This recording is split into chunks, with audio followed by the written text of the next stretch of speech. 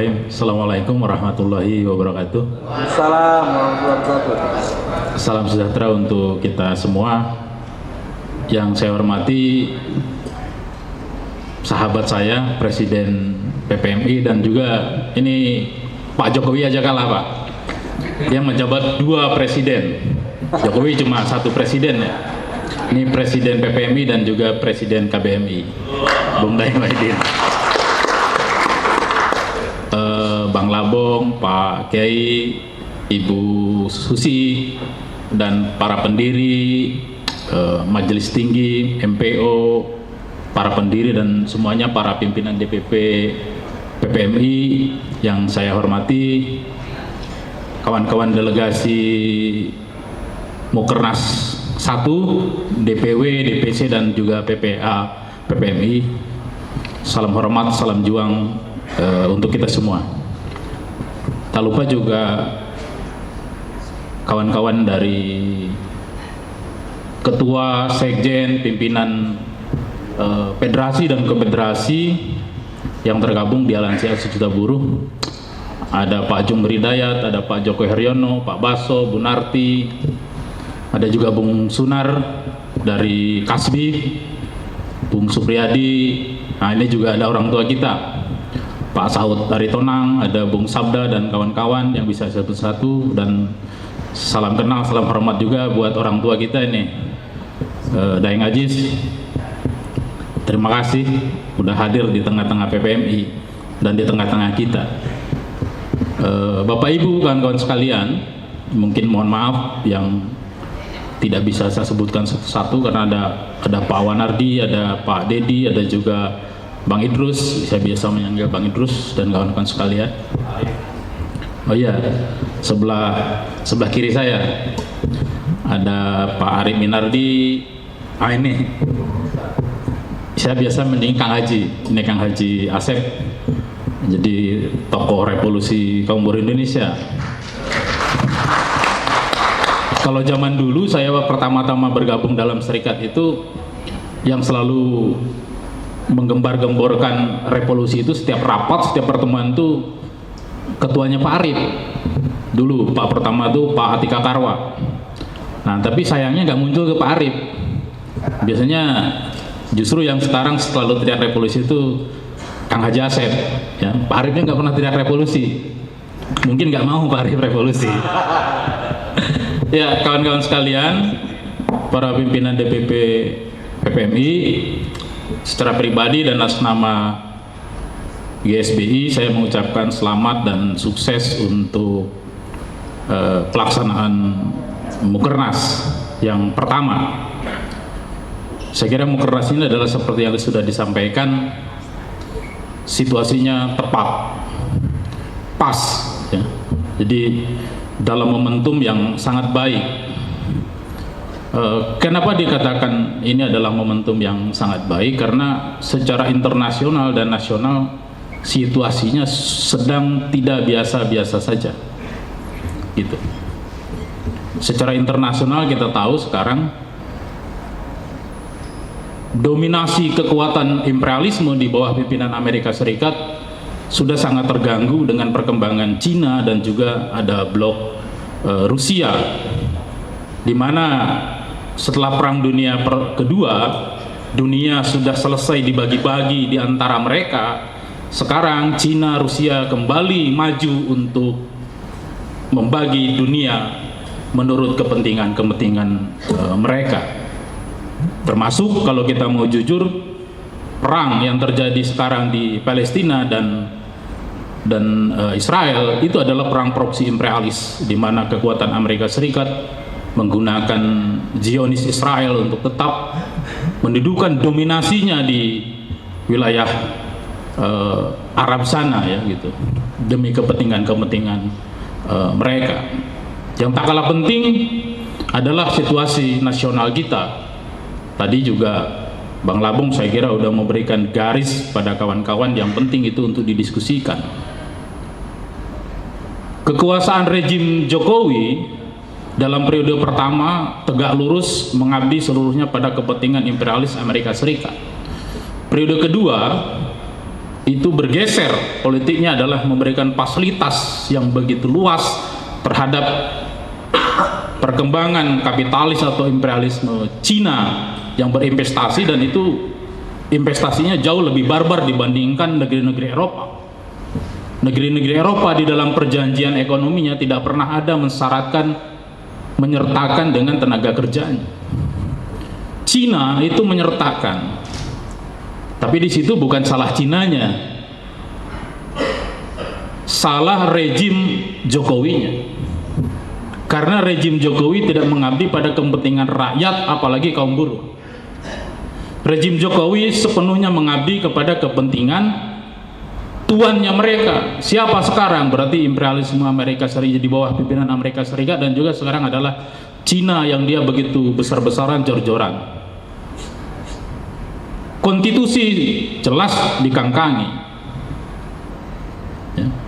Dia tidak peduli dengan konstitusi, tidak peduli dengan keadaan rakyat yang sesungguhnya, tapi bagaimana kekuasaan dia adalah tetap langgeng dan bisa melayani kepentingan tuannya yang telah memberikan kekuasaan dan kemudahan-mudahan dalam kehidupan dia sejak berkuasa dari 2014 yang lalu sampai sekarang, ya. Dan puncaknya, saya kira kawan-kawan sekalian, adalah dilahirkannya Omnibus Law di tahun 2020 sampai dengan kemarin tanggal 2 yang secara legal distempel oleh Mahkamah Konstitusi. Tatanan negara bangsa kita udah rusak. Memang kaum buruh harusnya berada di depan. Harusnya kita berada di depan. Tapi fakta sampai sekarang, kita sebagai pimpinan-pimpinan belum sanggup menggerakkan seluruh kekuatan kaum buruh dan rakyat. Itu harus kita akui. Maka Mukernas ini adalah harus menjadi bagian daripada memperbaiki taktik dan strategi kita untuk membangkitkan, mengorganisasikan, meluaskan kembali PPMI sebagai gerbong gerakan kaum buruh Indonesia. Tentu kita secara bersama-sama akan selalu bergandengan tangan. Kawan-kawan sekalian, kita sebenarnya negeri kita itu sedang mengalami deindustrialisasi. Kemarin kawan-kawan di beberapa serikat pekerja, serikat buruh, ya saya nggak perlu sebutkan ya Pak, sudah menelurkan 10 setan industri Pak. 10 setan industri itu yang mengakibatkan terjadinya deindustrialisasi di negeri kita dan dehumanisasi bagi rakyat Indonesia. Sekarang hak-hak rakyat, hak-hak buruh dipreteli, dirampas, ya. Jadi sesungguhnya kita berada di dalam, bukan berada di dalam negeri yang merdeka, tapi kita sesungguhnya sedang dijajah oleh bangsa sendiri sebagai proksi daripada kekuatan kapitalis monopoli internasional di Indonesia. Maka tidak salah kalau kita mengatakan bahwa rejim Jokowi adalah rejim kaki tangan daripada kekuatan kapitalis monopoli internasional. Maka saya dan teman-teman GSBI sangat salut sama teman-teman PPMI, konsisten, ya, berjuang mendorong Jokowi untuk mundur. Mundur. Saya setuju itu kawan-kawan sekalian. Jokowi. Karena sebagai solusi problem utama yang terjadi sekarang itu adalah tentu adalah orang nomor satunya Pak. Kalau nomor satunya benar, ke bawahnya insya Allah benar, ya. Di situ. Tapi saya juga maju juga setuju Pak. Maju sampai 20 tahun lagi, tapi majunya di depannya jurang Pak. Ya. Nah, itu kawan-kawan sekalian, kalau soal yang tadi perubahan-perubahan, yaitu biar urusan Pak Daeng, Bu Narti dan Pak Jumhur. Saya nggak ikut-ikut.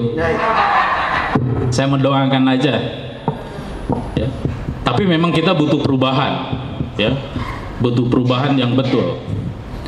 Perubahan itu tidak akan mungkin datang dari langit, tidak akan mungkin apalagi datang dari rejim Jokowi yang jelas nyata-nyata mengangkangi konstitusi.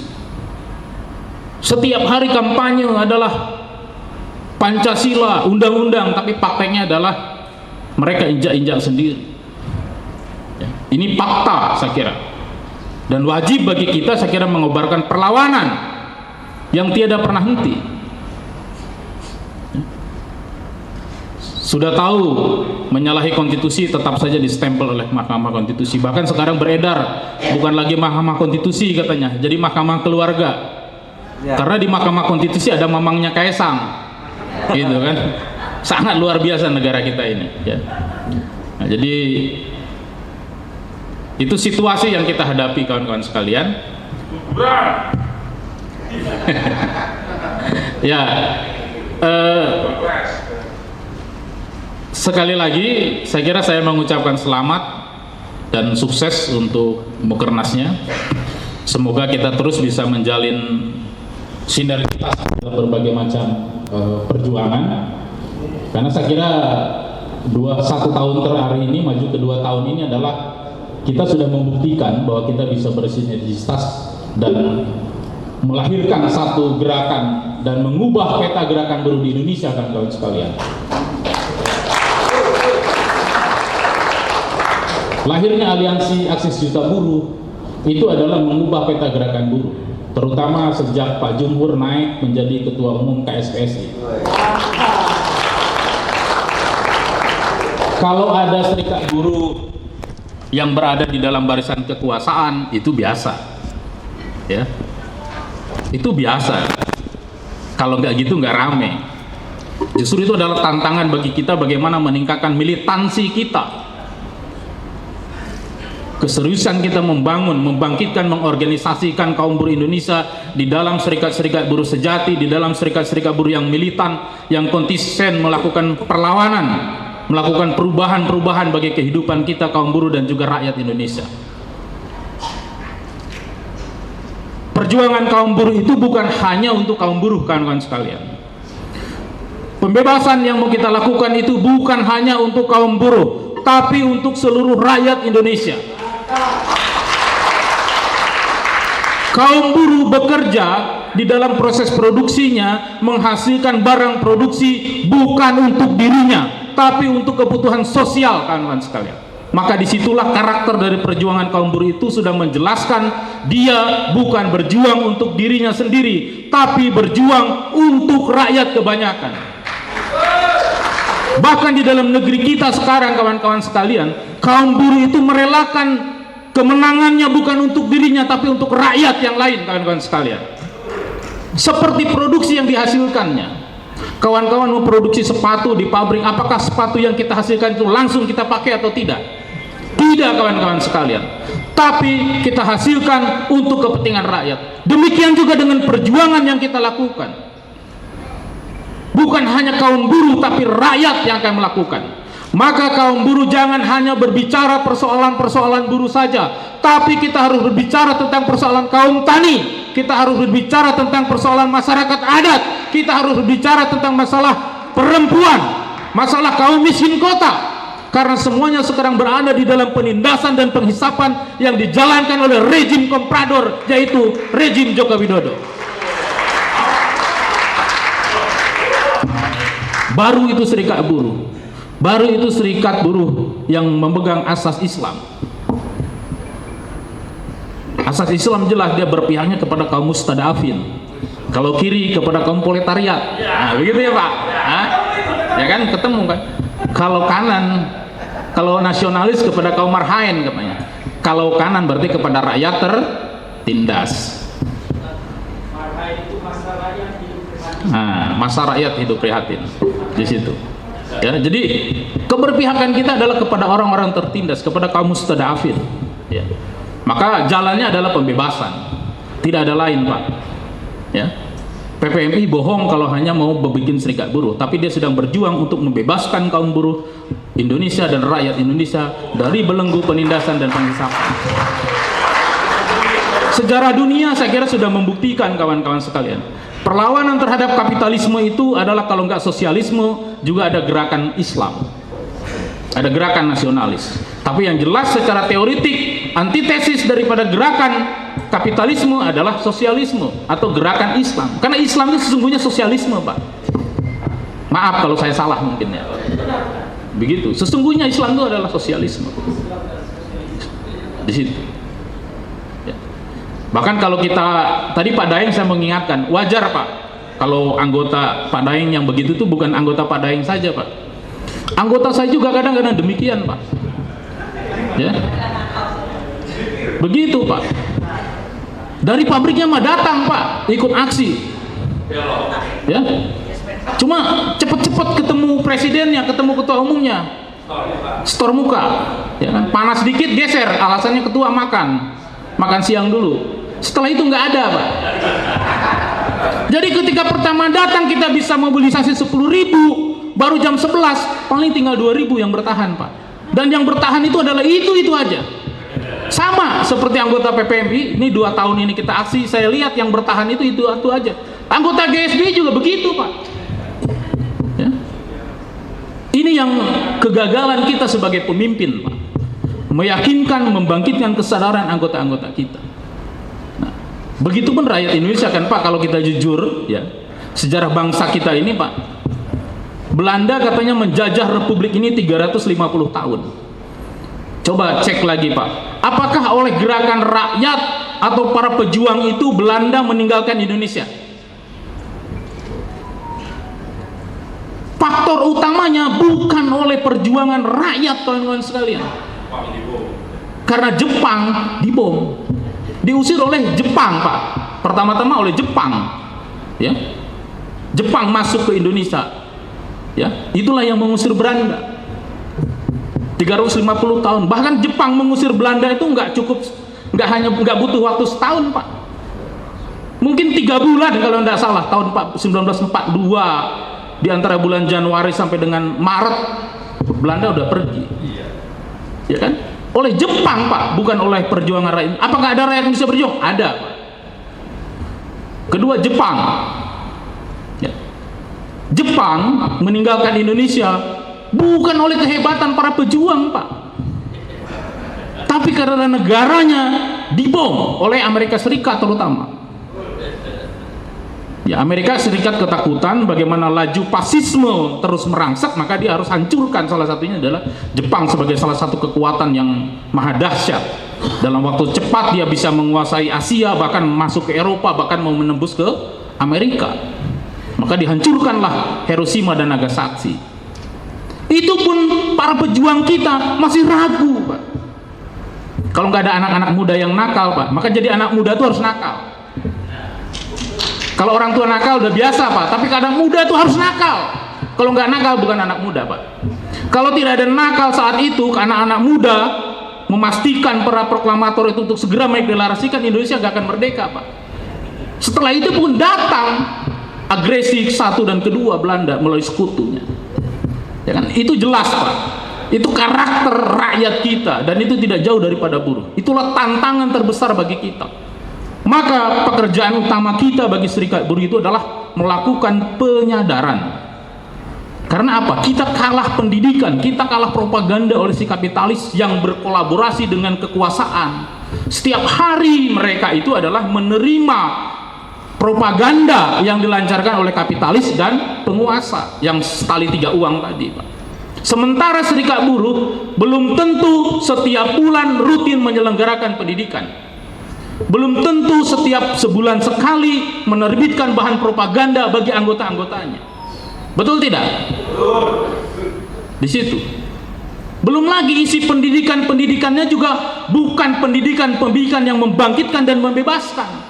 Karena kita sadar, Pak, banyak organisasi-organisasi, lembaga-lembaga yang mereduksi gerakan buruh di Indonesia. Maka lama kebangkitannya, Pak.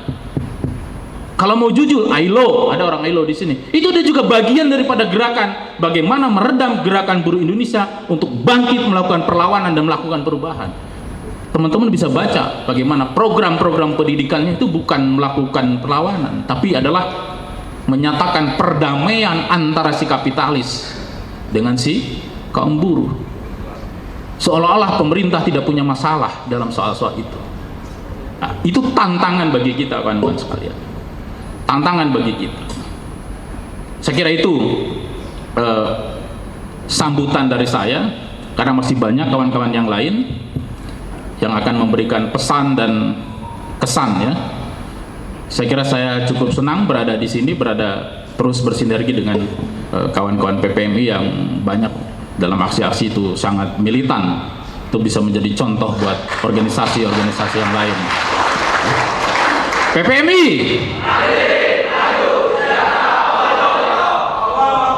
Kurang keras, kurang semangat. PPMI.